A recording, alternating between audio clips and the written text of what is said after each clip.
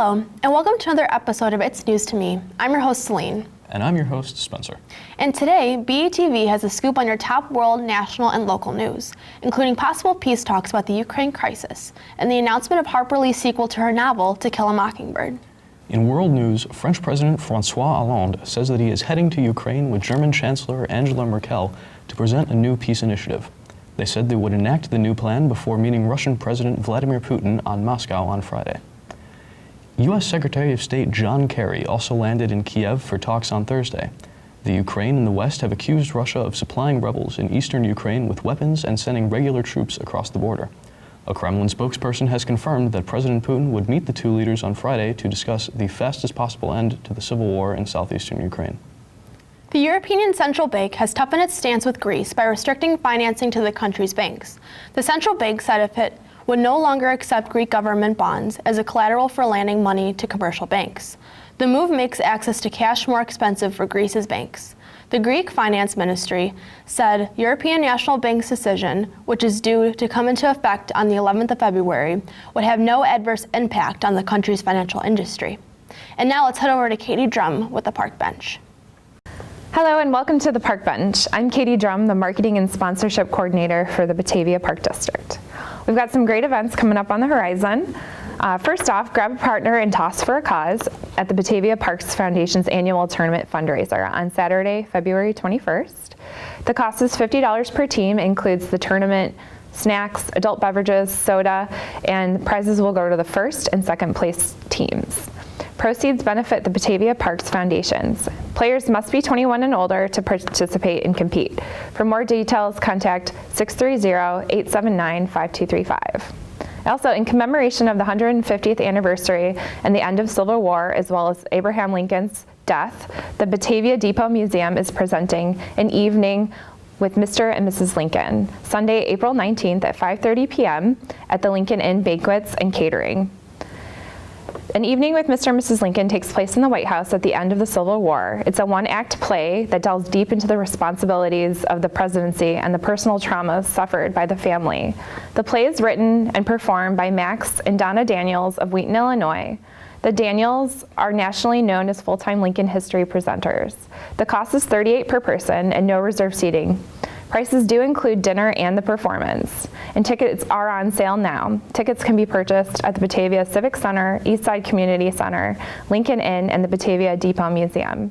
For more information, call the Batavia Depot Museum at 630-406-5274.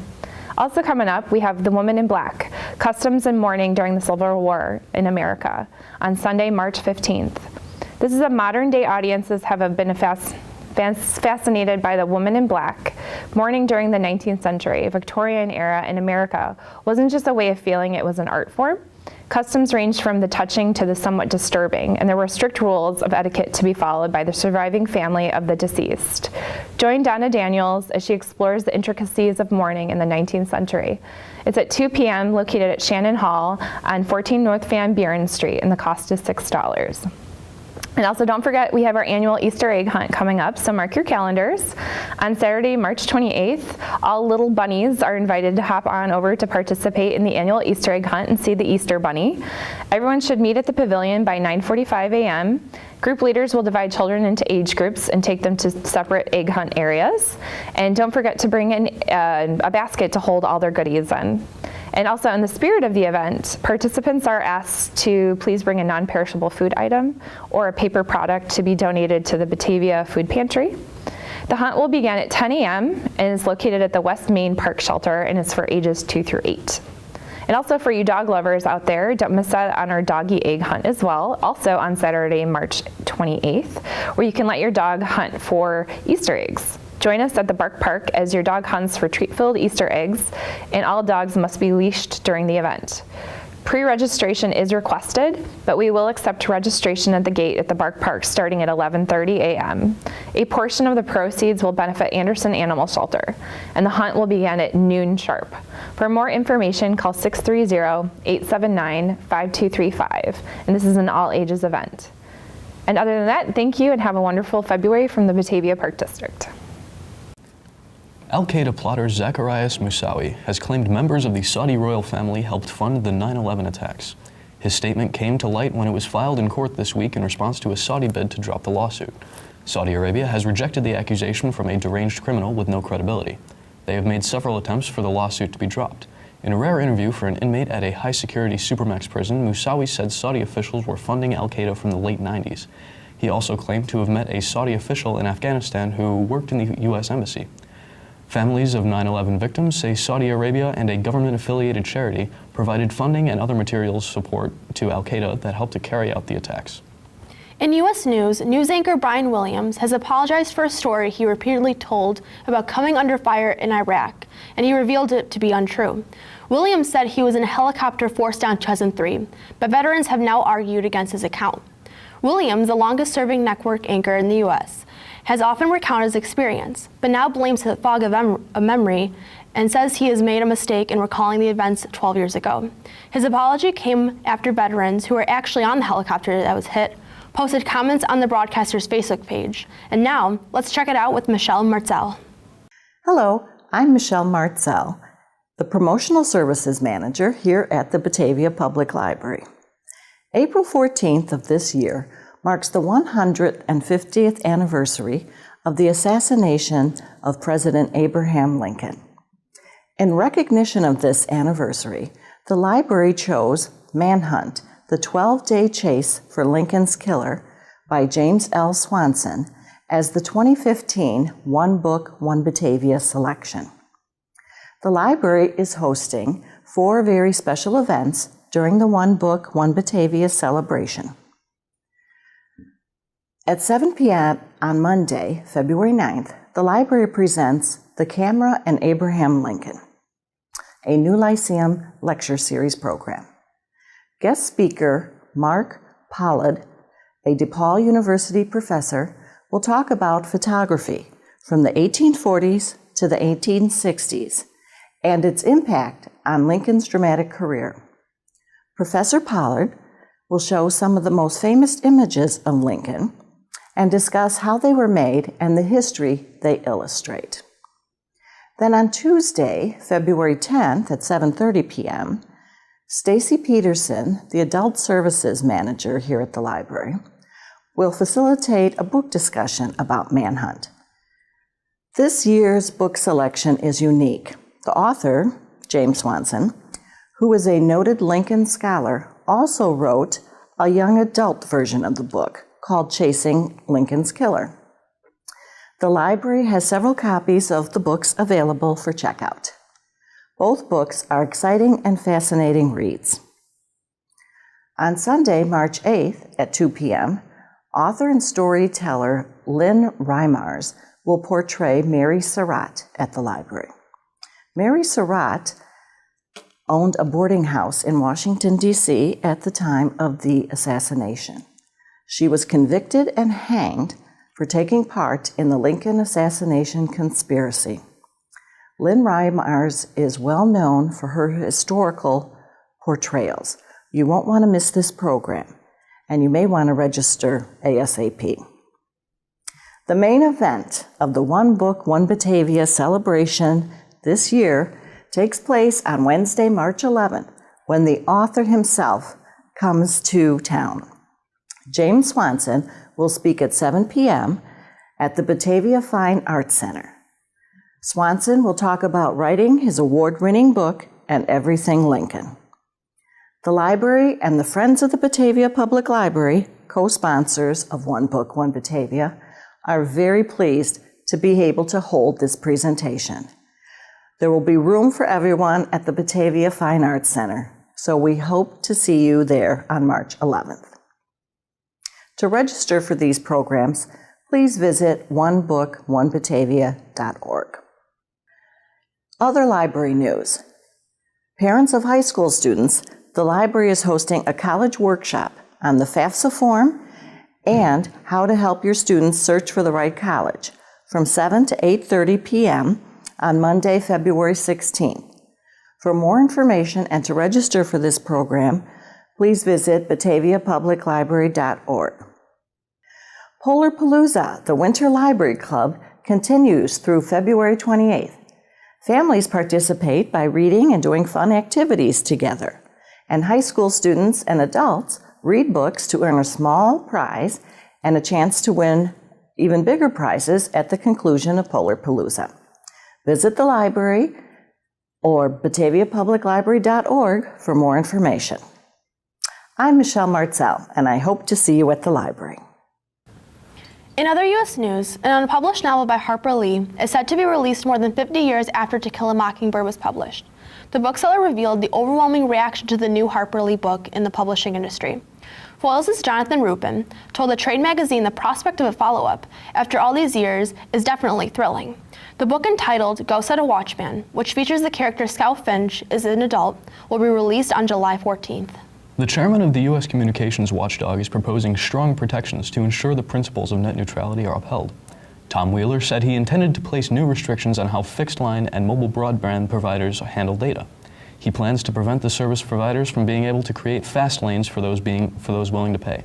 Verizon has indicated that it might begin legal action as a consequence. FCC Chairman Tom Wheeler said he intended to reclassify internet service providers to make them like any other public utility in order to ensure the watchdog can regulate them. And now let's head over to Bill McGrath with the Municipal Minute. Okay, we're rolling. Hi, I'm Bill McGrath, the City Administrator, and this is the Wednesday, February 4th version of the Municipal Minute, which is part of the BATV show, It's News to Me. Well, I hope everybody has survived the blizzard and snowstorm we've had over the last week or so. I do want to commend the city employees who really spend a lot of time behind the wheel trying to keep the city safe and clear for everybody. And they certainly had to leave their families over the weekend, and some of them, missed the big Super Bowl parties. I do want you to understand that we have many miles of roadway here in the city. We are required to prioritize exactly where we do our plowing. Of course, our main goal is to make sure that you can, so that our emergency vehicles can get to your homes and businesses, that you can, if they're necessary, that you can get to a doctor or to a hospital.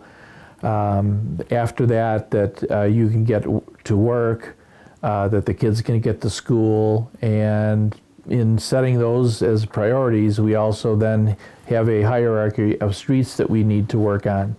That hierarchy, of course, starts with the state routes, being Route 25 and Route 31, as well as our major arterials, which are Wilson Street, our portion of Randall Road, Redant, Prairie Street, Millview Drive, Western Avenue, and I think all these streets make pretty much sense to you.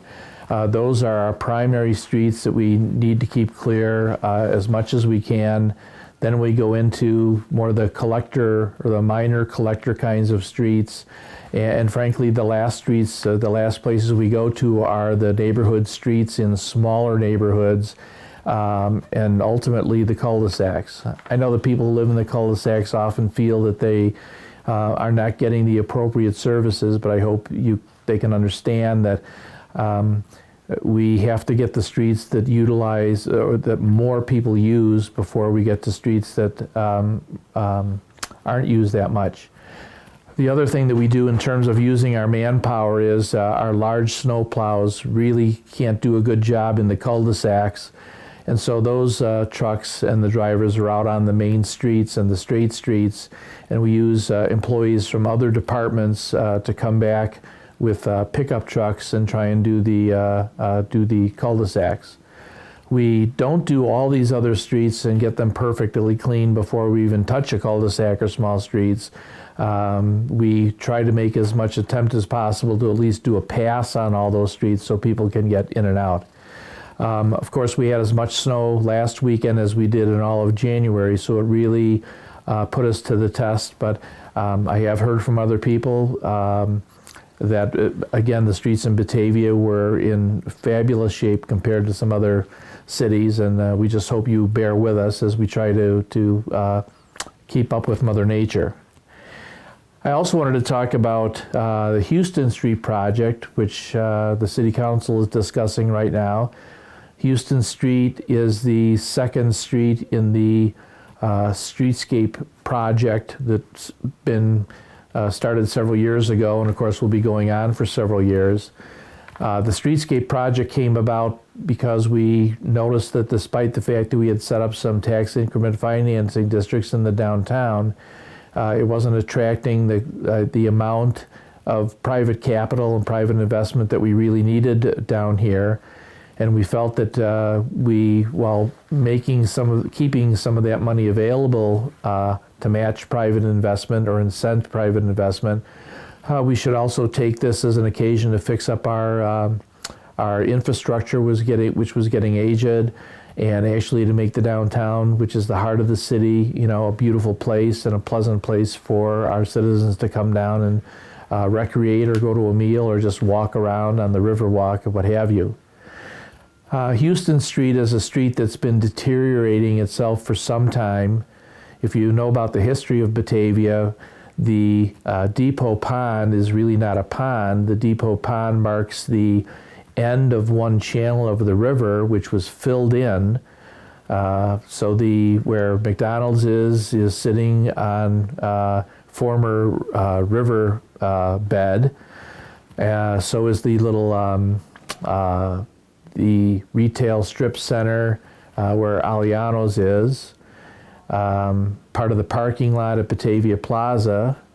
And so that was all filled in I believe, the late 60s and early 70s. And because of the nature of what people used for fill back then, of course, it wasn't the best surface or the best base for a street. Because we have so few east-west streets in the downtown, Houston gets a lot of usage. And so that street has been on our list for replacement for many years, probably 8 or 9 years. What we've been trying to do is to not rebuild the street until we get to the point where it absolutely has to get done. And at that point, we also take a look at the utilities that are in there. We never want to rebuild a street and then come back 3 years later and rebuild the utilities, just like we don't want to redo utilities and come back 5 years later and redo the street. So we try and compromise and wait it out until we can finish everything at once. And that is part of the nature of Houston Street. We've been delaying actually rebuilding it. We resurfaced it maybe 10 years ago to try and get a few more years out of it, but it really is time where it has to be totally done. In facing that project, we also wanted to think about streetscape as well, since Houston Street is kind of the doorway to the Riverwalk area and the Depot Museum, the Peg Bond Center. These are the places where the community gathers together more than any other place in the city. So it was very important for us and for the City Council to use this as an opportunity to see what could be done there. And I have to stress, I know it's a very expensive project, but just so you know, the actual streetscape portion, that is the surface area, which might be some planters or street lights and things like and benches, is about 15% of the total amount of the project. The vast majority of the project money is for the actual street itself, which includes hauling away possibly up to about $500,000 worth of materials that was used for fill, which unfortunately will not be acceptable at a normal landfill.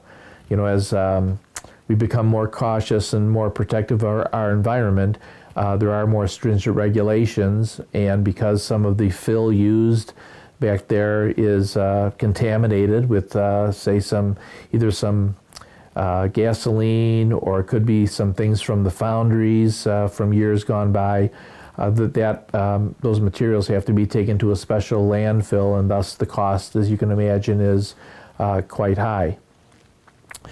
Another feature that the City Council wanted to take into account was make sure that anything we did down here addressed any kind of safety or access issues that we have.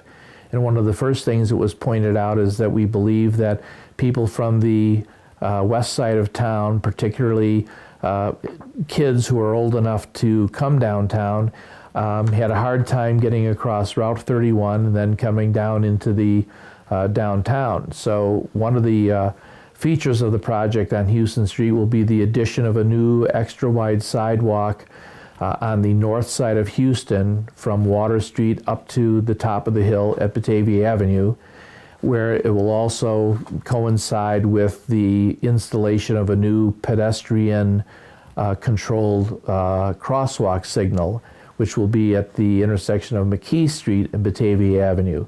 That should be in this summer sometime, and as I said, a pedestrian will be able to press a button which will initiate some bright flashing yellow lights to tell traffic that a pedestrian is considering crossing Batavia Avenue. So we think the inclusion of this sidewalk as part of the Houston Street project is a very important feature.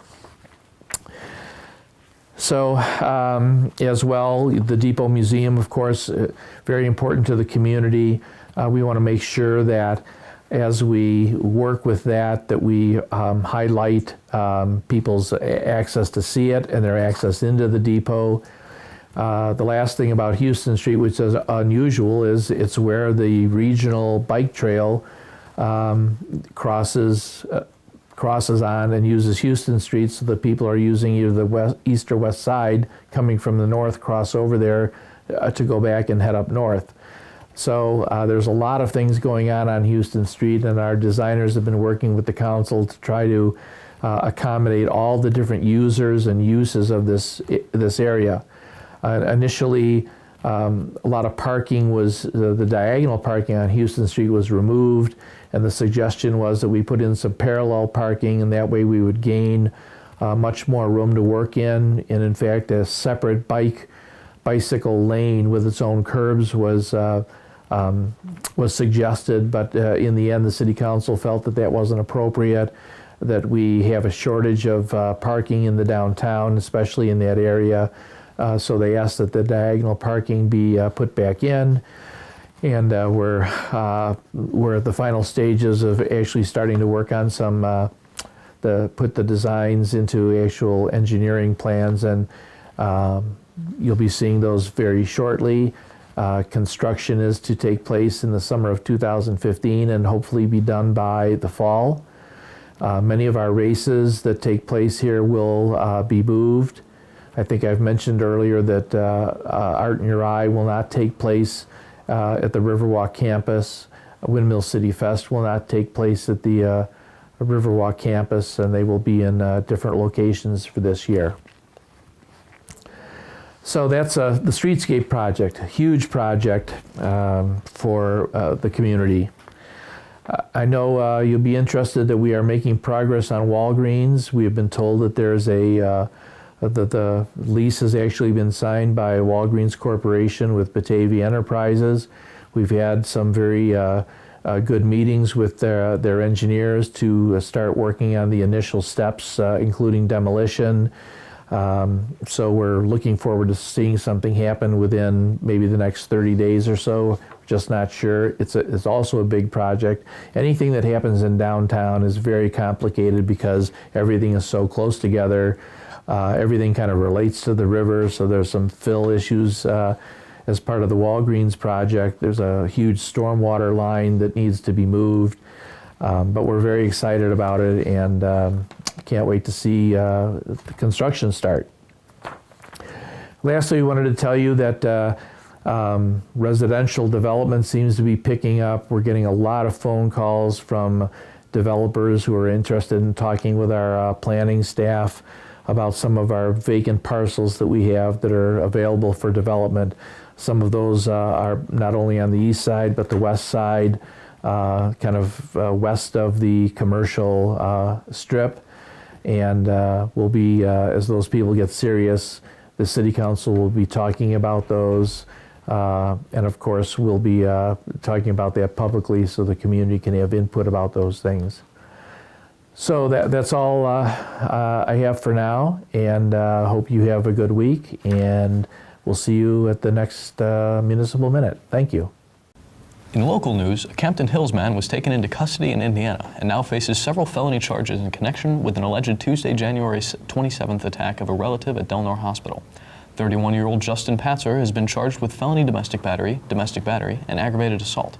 He was taken into custody at 8:45 p.m. by the Hammond Police Department after Geneva Police secured charges for an arrest warrant. During the investigation, Geneva Police had advised Hammond authorities of the possibility of Patzer being in Indiana. The lockdown at the hospital was lifted at around 12:07 p.m. Batavia will be hosting several upcoming events. Be sure to bring the family and check them out. Events include Funway's Frozen Valentine's Day Party and an upcoming show at the Albright Theater titled The Mousetrap, beginning February 13th. For more information on these events and many others, visit downtownbatavia.com. And now let's head over to Holly with the Chamber Chat.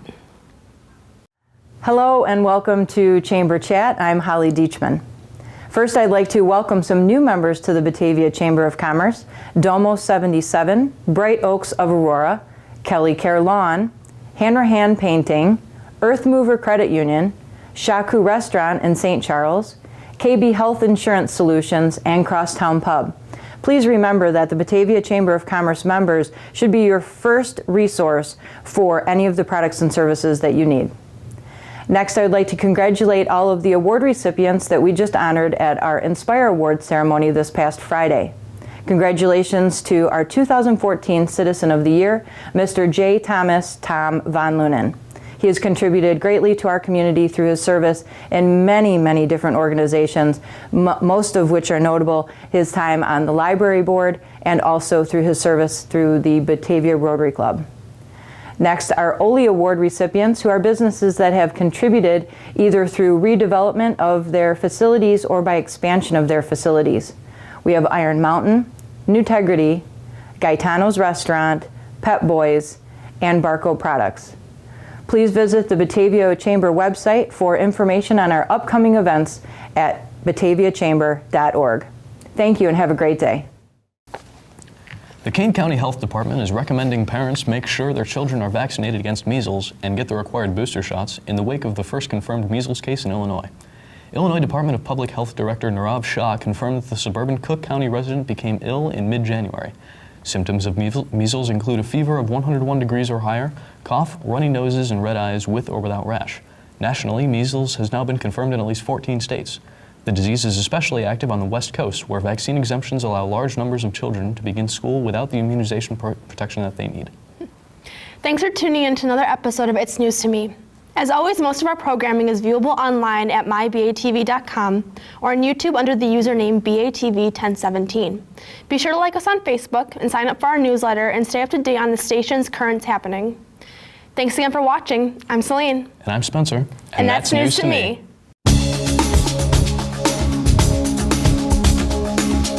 Hey, that's news to me.